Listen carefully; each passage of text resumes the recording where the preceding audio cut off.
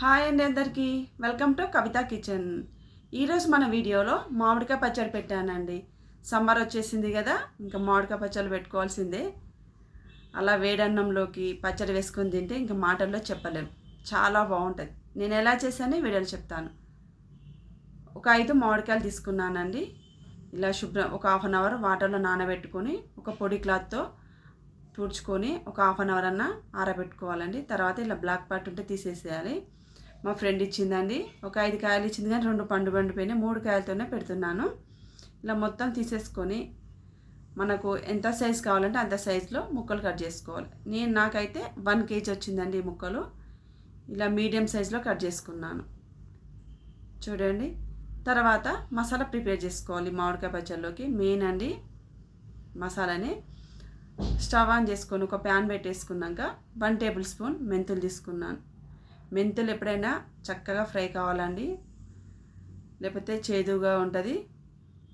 అందుకనే ఫ్రై చేసుకుంటే చేదు అనేది రాదండి మెంతులు. ఇలా ఫ్రై అయిపోయింది కదా, ఇప్పుడు 50 గ్రాముల ఆవాలు తీసుకున్నాను.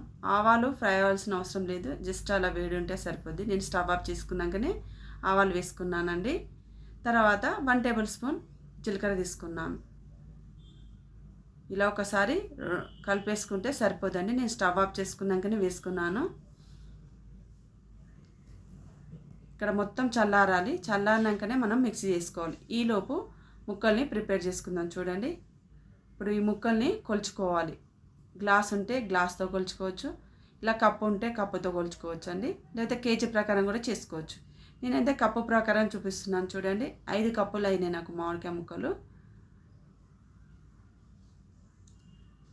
ఇలా పెట్టుకుంటే పర్ఫెక్ట్గా ఉంటుందండి పచ్చడి.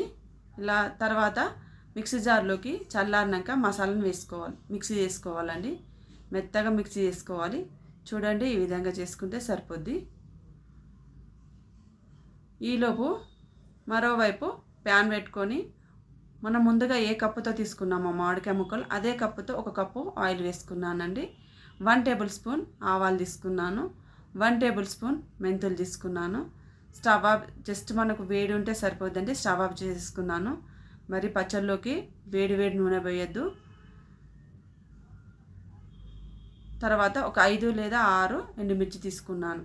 మనకు 1 kg కాబట్టి ఇలా సరిపోద్దండి. నేనైతే పల్లి నూనె తీసుకున్నాను. పచ్చళ్ళలోకి ఏ పచ్చళ్ళలోకైనా పల్లి నూనె వేసుకుంటేనే సరిపోద్ది. తర్వాత ఒక 10 నుంచి 15 వెల్లుల్లి రెబ్బలు కచ్చాపచ్చాగా దంచి వేసుకున్నానండి.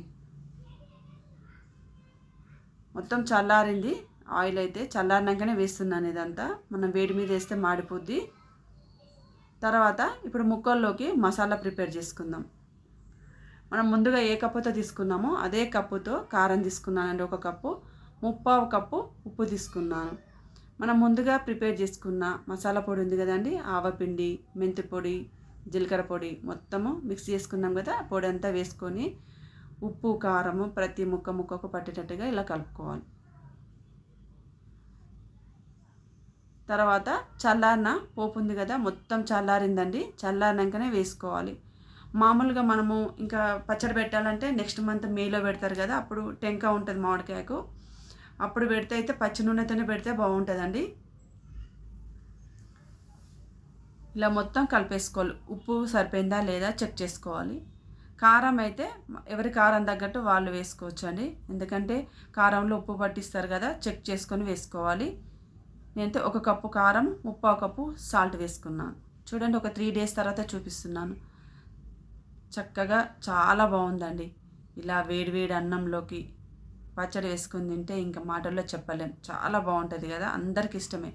సమ్మర్ స్పెషల్ అన్నట్టు, ఇంకా అంతే, ఇంకా మాటల్లో చెప్పలేం మనము. మీరు కూడా ట్రై చేయండి.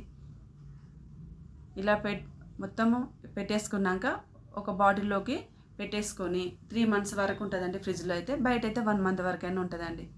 చాలా బాగుంటుంది. ఎంజాయ్ చేయండి, ఇలా మీరు ట్రై చేయండి. ఫ్రెండ్స్, ఈ వీడియో మీకు నచ్చిందండి? నచ్చితే సబ్స్క్రైబ్ చేసుకోండి, లైక్ చేయండి. థ్యాంక్ యూ అండి. నా ఛానల్ని సపోర్ట్ చేయండి అందరూ. Thank you.